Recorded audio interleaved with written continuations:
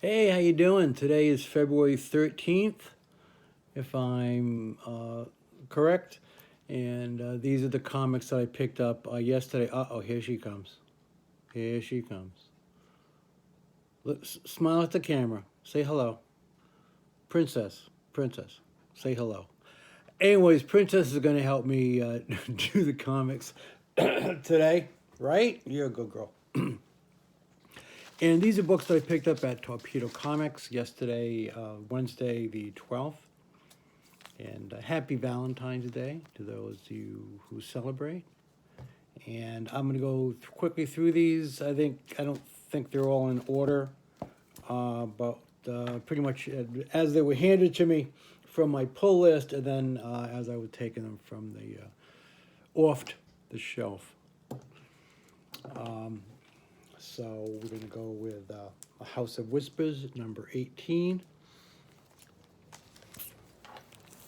We're going to go with Joe Hill's from Hill House Comics, the DC imprint, Black Label, right? Yeah, Black Label.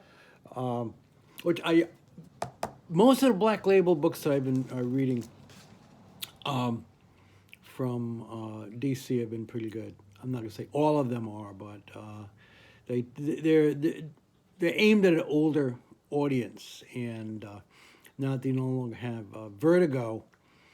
Um, these are the books that tend to fall into what used to be Vertigo.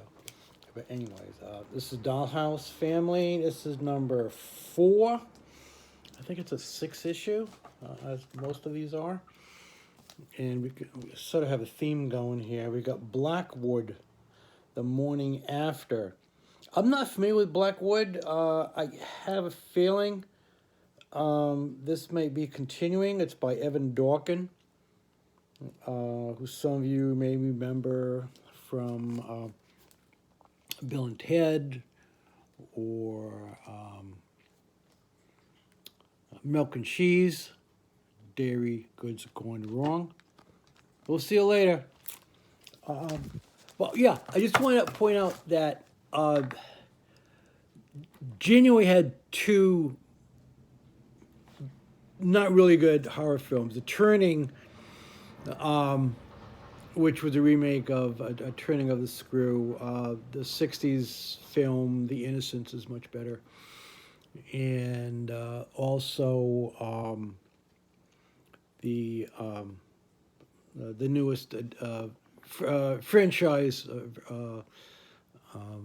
reboot of The Grudge, which was brought over here to America, and it was just dull with a few good moments in it, but it was rather confusing. The turning was cinematically, there were some really nice shots, but it was mostly jump scares.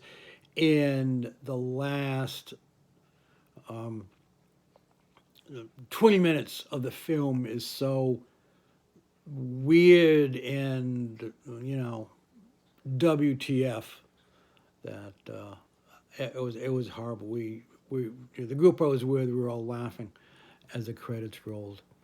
And the credits, there's a weird, almost a dance ballet sequence running through the credits of the drowned woman in the lake. It was like that just added to the weirdness of the whole thing.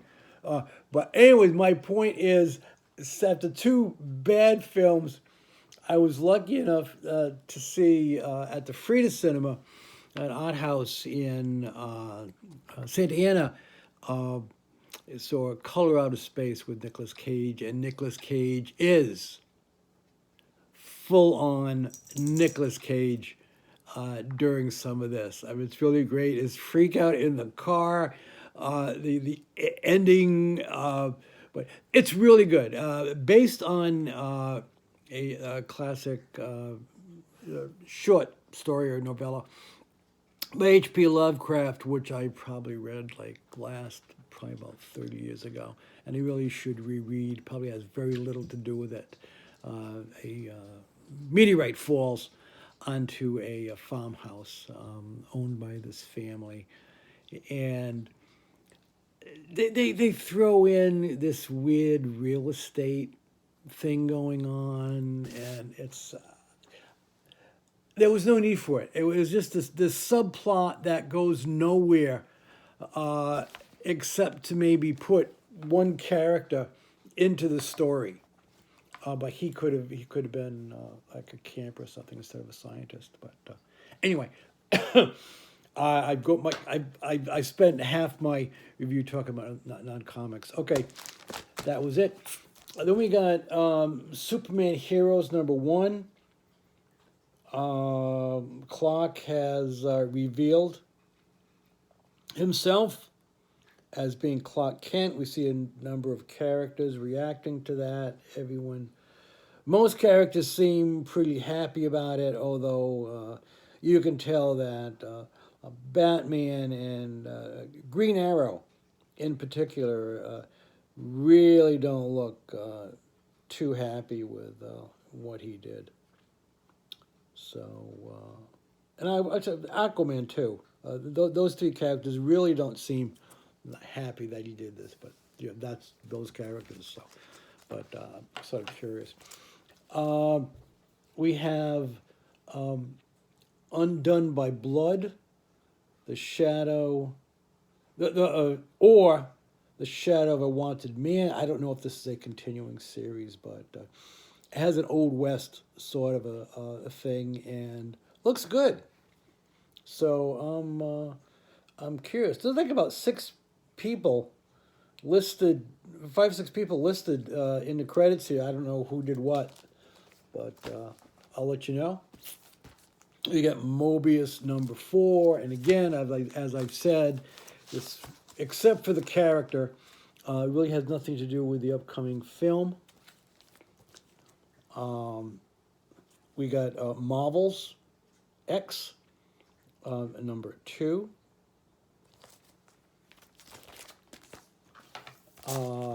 We got Marvel Tales, which are reprints, Institute of the Criminally Insane. Probably going to be short stories dealing with characters that appeared in there. We got the 13th Doctor teams up with the David Tennant 10th Doctor.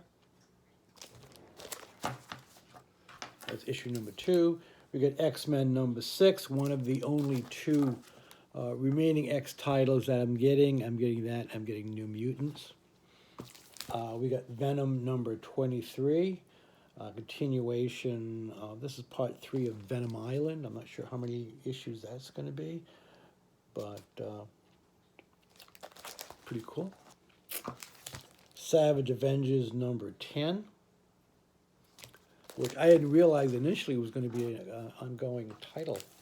But they're really working with Conan in contemporary world. We got Ray #4. And I see now where they've added the Vin Diesel photo. You can see it to the banner up on the top promoting the film. Used to be just the title of the film, and now they've added. Yeah, there's Bloodshot #6. And so you remember pretty much, except for the name of the character and some of his powers, this really doesn't have anything to do with the Vin Diesel film, at least as far as I know. We got Lady Mechanica, Sangria #5.